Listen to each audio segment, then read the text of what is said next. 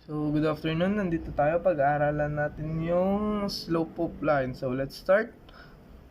Okay, yun nga bang slope of line? In mathematics, the slope or gradient of line is number that describe both the direction and the steepness of line. So, nandito na. May hidden na tayo dito.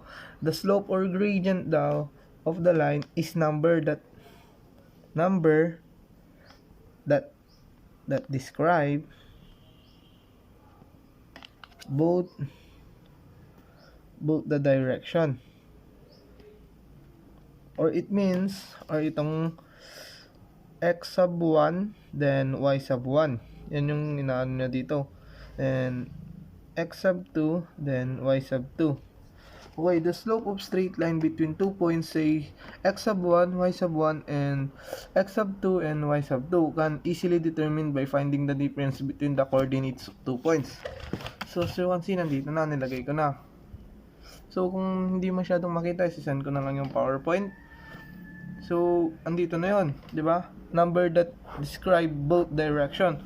Or yung sinasabi natin, kung maalala nyo pa, is yung rise over run. Yan yung tinutukoy niya rin dito. Yung rise over run. So, ito yon, yung sinasabi niya. Ito. As you can see, ito. Ito. Slope. So, kung nagtatanong kayo kung bakit M ang ano ng slope, wala ring matibay na ebidensya kung bakit M ang nakalagay doon. So, yan yung ginagamit nila for slope. So, yun na rin ang gagamitin natin. Nandito na kung paano natin makukuha. So, itong na part, yan yung positive. So, malalaman natin kung paano magiging positive yan mamaya. So, ito naman. Slope is calculating by finding the ratio of the vertical change to the horizontal change. So, itong vertical change, so as you can see dito, nauna yung y. Then, y over x. So, ganyan daw yan. So, rise over run. So, paano nyo nga ba maalala yan?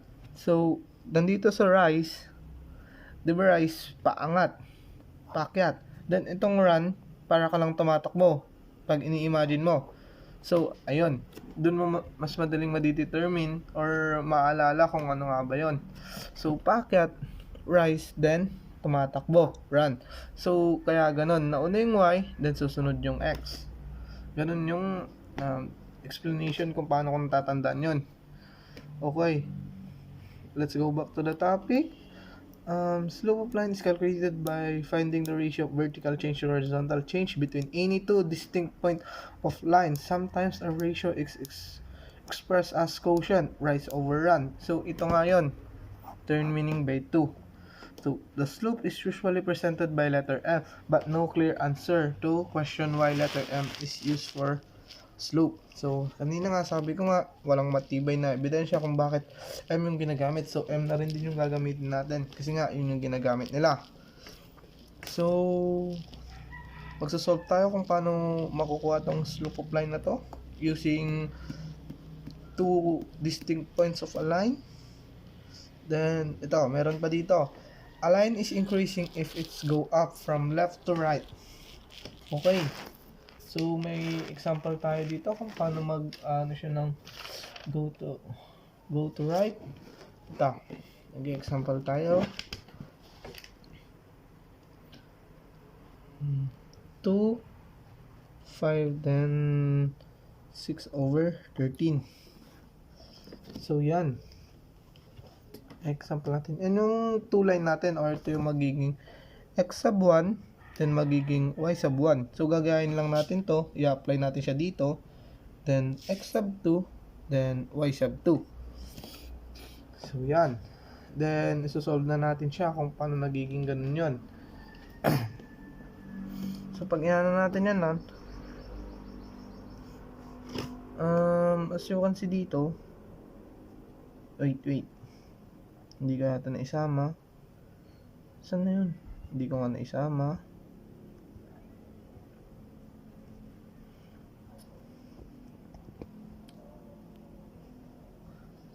So, ito. Pero, ganito na lang gagawin natin. Ganito siya kung paano natin siya isa-solve yung using yan ay. So, ganito siya. Y sub 1 minus y sub 2 minus y sub 1 over x sub 2 minus x sub 1. So, ganyan natin siya i-solve. So, ito, i-ano na natin dito, i-apply na natin. So, mauna muna to. So, 13 minus 5 all over. So, 6. Then, ito naman 2 minus 2. So, equal to 8 over 4.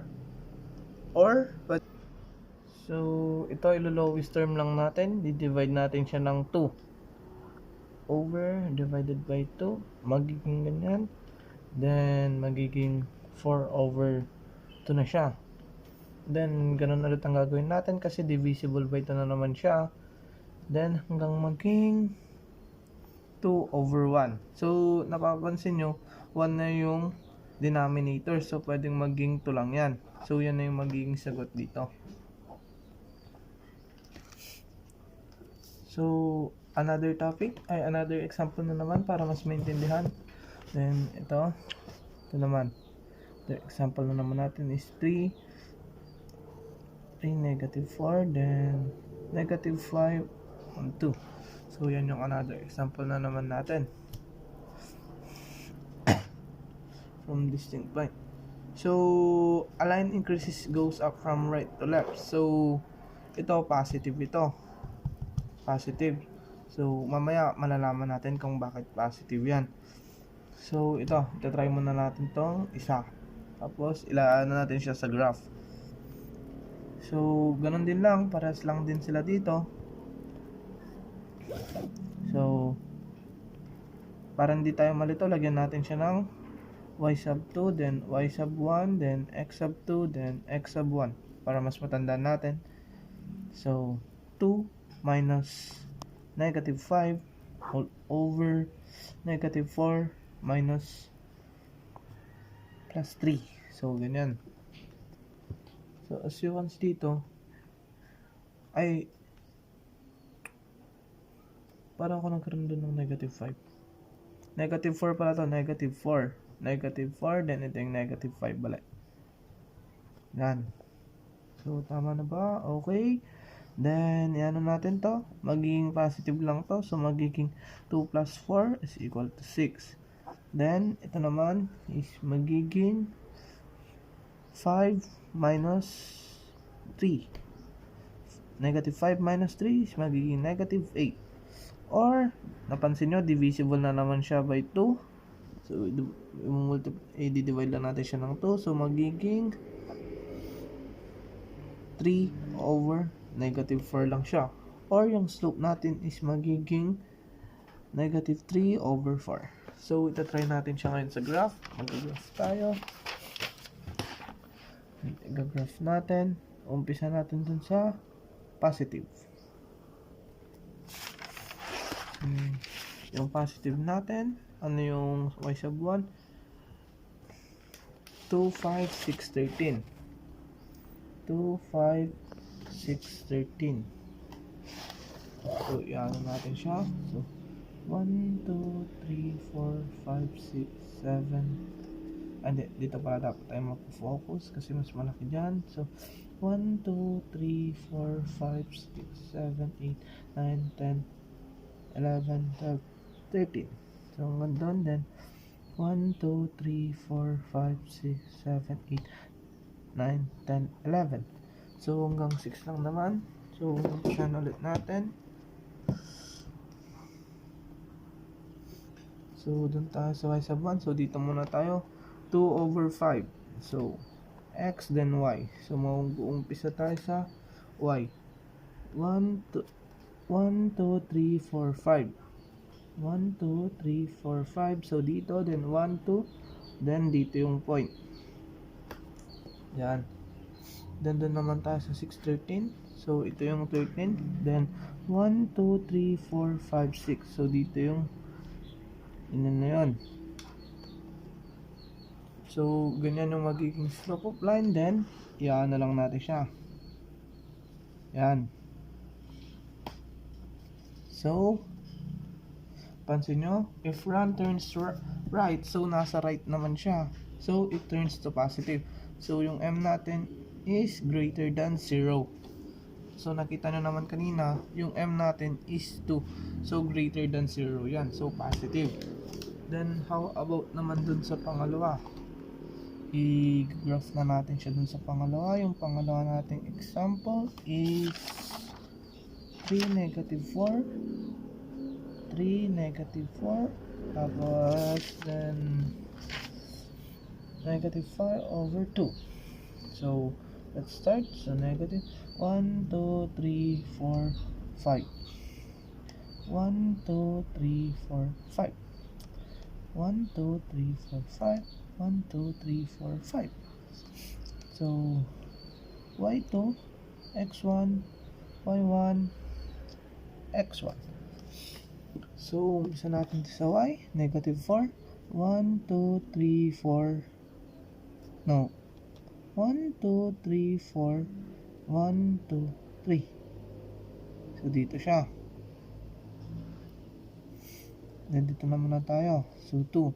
1, 2. 1, 2, 3, 4, 5. So, dito naman siya. Yan. So, ganun lang. I-graph lang natin ulit. Boom. So can see, yan na yon. So, pa-turn left naman siya. If front turns left, it's negative. So, katulad nga dito kanina sabi ko, a line is increasing, it is go up from left to right, slope is positive. So, dito, slope is positive. So, na-confirm na natin siya kasi nga, paano siya? From left to right. From left to right. So, magiging from left to right. So, positive siya. Then, dito naman, from left to right. Left to right. So, pababa naman siya. So, the slope nito is negative. So, dyan natin ma-determine by from left to right. Doon natin siya ma-determine kung paano siya. Kung negative or kung paakyat or pababa. Doon natin ma-define sa left to right. So, another example na naman tayo. So, as you can see dito, meron siya yung ganito. So, ito yung rise over run niya. Kung tama nga ba yun natin. So, yung kanina yung sagot natin dito is, ano pa rin yung sagot natin dyan? 8 over 4. So, 8 over 4 yung nasagot natin dyan. So, bibilangin na natin siya dito. So, nasa 2, 5, then gano'n siya. So, 1, 2, 3, 4. So, ito yon. Then, 1, 2, 3, 4, 5, 6, 7, 8. So, yan na ngayon yan. Ganyan na ngayon yan. So, nakuha na natin to. Itong nandito. So, itong part na yan. So, nakuha na natin yan. So, yung 0 na yan, or yung tan na yan, yung slope na yan. Slope M na yan, na yan. Nakuha na natin to ngayon. Nakuha na natin to. Yan. So, ganun din yung titignan natin dito sa kabila. So, ang sagot natin dito sa kabila is 6 over negative 8. So, ganito lang yan. Umpisa natin dito. So, 6. 1. So, dito tayo. Positive. 1, 2, 3, 4, 5, 6. So, dito naman na tayo. So, ito yung y. Ito naman ngayon yung x. So, 1, 2, 3, 4, 5, 6, 7, 8. So, yan. Ganun yun ngayon. So, nakuha na natin yan. Nakuha na natin yan ngayon.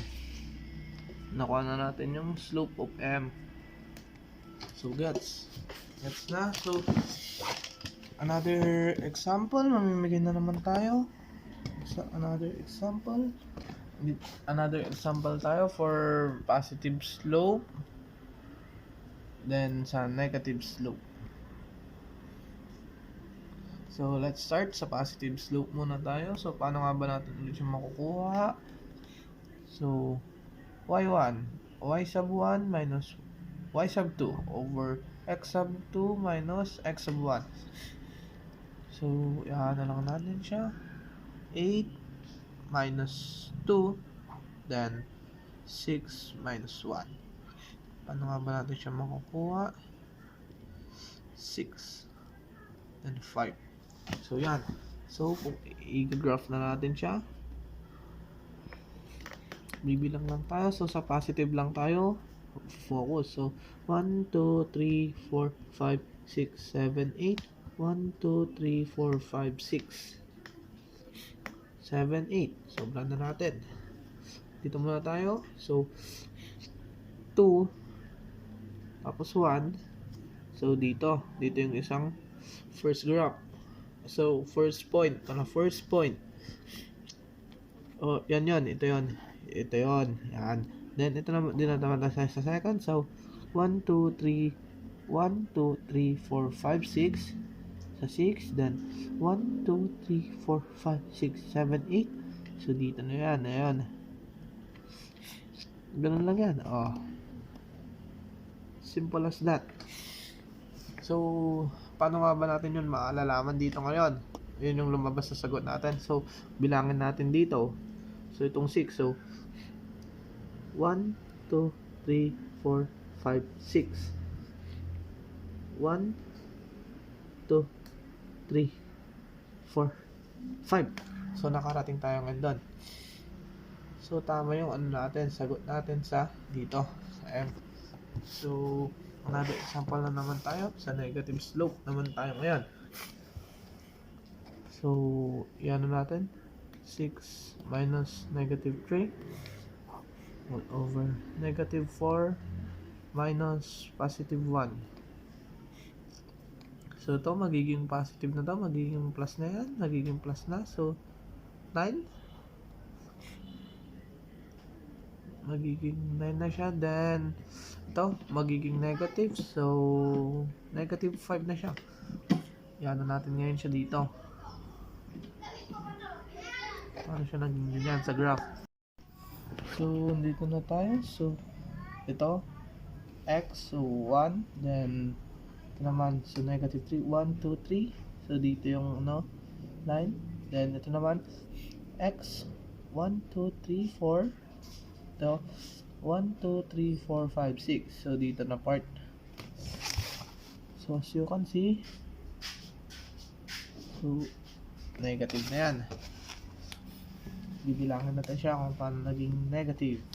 So, 1, 2, 3, 4, 5. Ito yung x. So, 5 na yan. So, dito naman tayo sa y. 1, 2, 3, 4, 5, 6,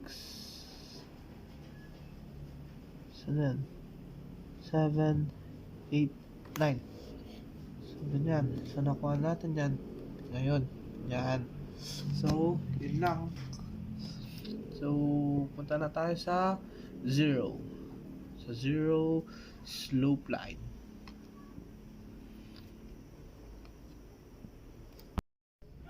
So, let's go back to the topic. Ito na. If a line horizontal, the slope is 0. This is constant function. So, paano nga ba ito? So, meron ako dito 4 types of slope. Ito yung negative, yung kanina na sinulod natin kanina. Then, ito naman sa positive. So, tapos na tayo dyan sa dalawang yan. So, susunod na tayo dito sa undefined, then sa 0. Pero dito muna tayo sa if the line horizontal, the slope is 0. So, dito muna tayo sa 0. Horizontal. So, yung x lang yung available dito sa dalawa. Then, wala yung y. Ganito yan. 0 slope is a slope of horizontal line on graph which is horizontal lang lang. So, as you can see, nakikita nyo dito. Yan. Horizontal lang. It represented by y variable. The variable y does not change. Whereas the variable x keep changing in the case of a 0 slope. So, paano nga ba natin malalaman yan? So, may example ako dito. Itong example natin. So, 3x, then, 3, 6, then 5, 6. So, paano nga ba yan? Then, So, y sub 1 ay y sub 2, y sub 1, x sub 2, x sub 1. So, 6 minus 6, then 5 minus 3. So, 0, then ito. So, ang sabi na dito, the variable y does not change. So, hindi nag-change na to. So, 0 na talaga yan. Whereas, the variable x keep changing in the case of 0. So, dito lang na part, sa x lang na to ang nagpapalit. Yan lang yung nagpapalit. So, pag i-graph natin yan, ganito yan. Huwag na natin masyadong lalakyan. 1, 2, 3, 4. So, dito na yan. Kasi nga, positive yan. So, horizontal yan. Kung dito, so sa 0 yan. So, ito naman sa 2. So, dito siya ngayon. Dito ngayon yan. So, pag ganito lang yan. Yan. Ganyan lang yung slope na yan. Yan yung makikita mo na 0. So, pwede pa tayong magbigay ng another example for dyan. So, magiging 2, 3, then 3, 3. Yan. Oh.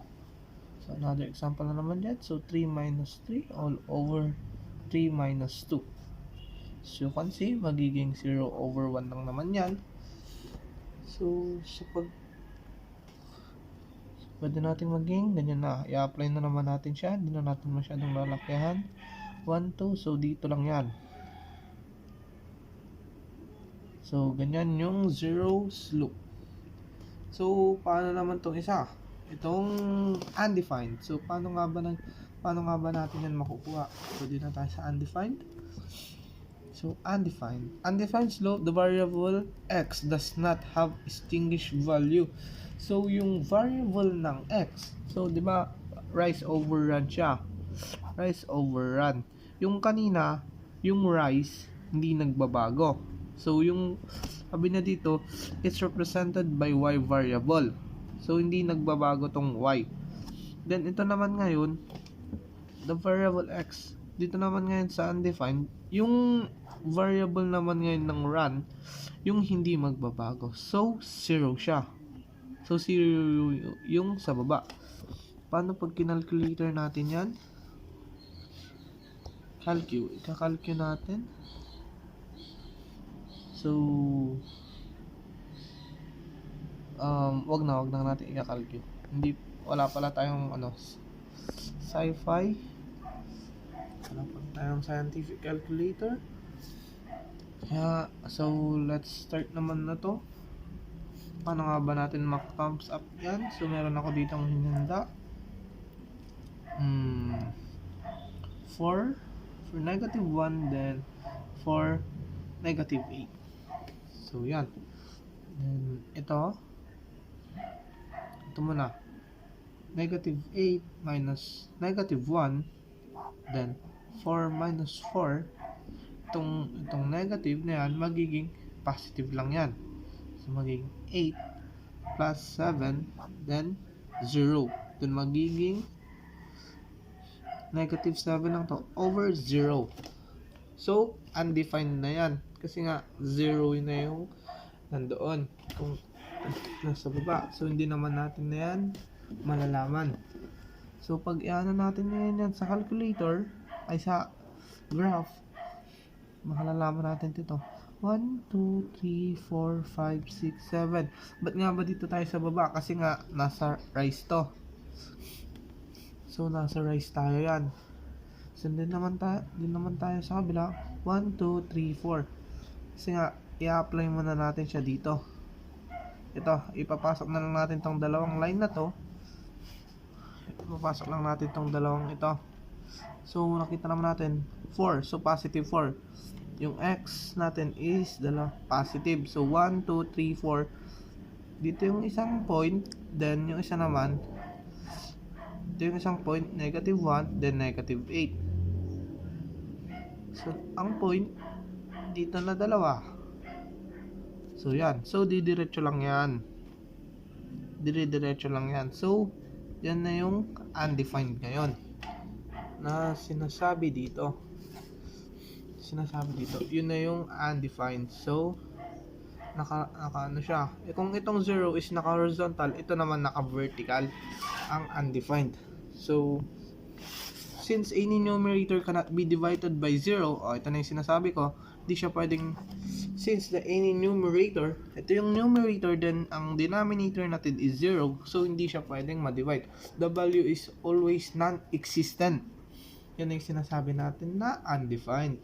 So, sana may natutunan kayo sa araw na to. Thank you sa panonood, and God bless.